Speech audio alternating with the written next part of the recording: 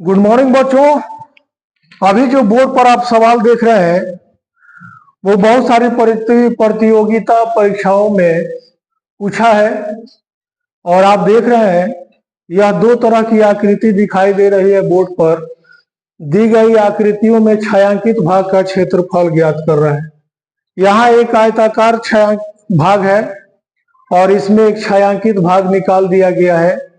यहाँ एक वर्गाकार भाग है और इसमें एक वृत्ताकार छायांकित भाग है। कह रहा है कि छायांकित भाग का क्षेत्रफल ज्ञात करना है। इसके लिए आपको क्या करना होगा, पहले वाली आकृति में आप ध्यान देंगे, पूरे भाग का क्षेत्रफल निकाल लेंगे। पूरे भाग के लिए आप देख रहे हैं लंबाई है 12 + 6 और चौड़ाई है 14।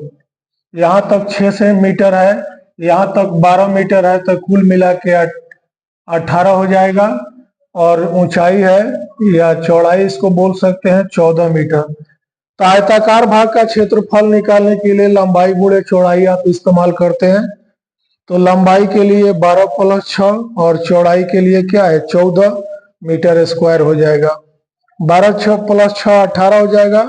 18 गुणे 14 यानी 252 मीटर स्क्वायर पूरे भाग का क्षेत्रफल हुआ। अब छायांकित भाग का क्षेत्रफल निकालने के लिए पूरे भाग के क्षेत्रफल में से जो छायांकित भाग नहीं है उसका क्षेत्रफल जोड़कर निकाल देंगे। दो तरह की आकृति यहाँ त्रिभुजाकार दिखाई दे रही है। जो छायांकित भाग नहीं है इनका क्षेत्रफल निकाल के जोड़ देंगे और पूरे में से निकाल के घटा लेंगे तो यह छायांकित भाग का क्षेत्रफल हो जाएगा। देखेंगे अब छायांकित भाग का क्षेत्रफल ज्ञात करने के लिए पूरे भाग का क्षेत्रफल है 252 मीटर स्क्वायर।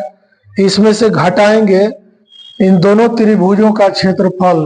त्रिभुज का क्षेत्रफल 1/2 आधार गुणे ऊंचाई होता है, यानी कि 1/2 और आधार यहाँ 12 मान लेंगे, ऊंचाई 8 मान लेंगे, तो इसका क्षेत्रफल हो जाएगा जोड़ 1/2 आधार यहाँ मान लेंगे 14, ऊंचाई मान लेंगे 6, तो 1/2 14 गुणे 6 दोनों को जोड़ दिया गया है। 2 से कटेगा 12 6 बार में, यहाँ 2 से कटेगा 14 7 बार में, 8 छके 48 हो जाता है, प्लस 7 छके 42 हो जाता है। 48 42 को जोड़ेंगे तो 90 हो जाता है, अर्थात 252 में से 90 घटाते हैं तो 162 मीटर स्क्वायर छायांकित भाग का क्षेत्रफल हो जाता है। इसी प्रकार यहाँ देख रहे हैं एक वर्गाकार भाग में अंतःवृत्त की रचना की गई है और वही वृत्त छायांकित भाग है। तो यहाँ देखेंगे वर्ग की एक भुजा 14 मीटर दी गई है और जब 14 मीटर दी गई है और दोनों यहाँ पर वृत्ताकार परिधि टच कर रहा है दोनों में, तो इसका व्यास 14 हो गया, अर्थात त्रिज्या 7 हो जाएगी। तो वृत्त की त्रिज्या बराबर 14 व्यास बटे 2 माने 7 मीटर हो जाएगी।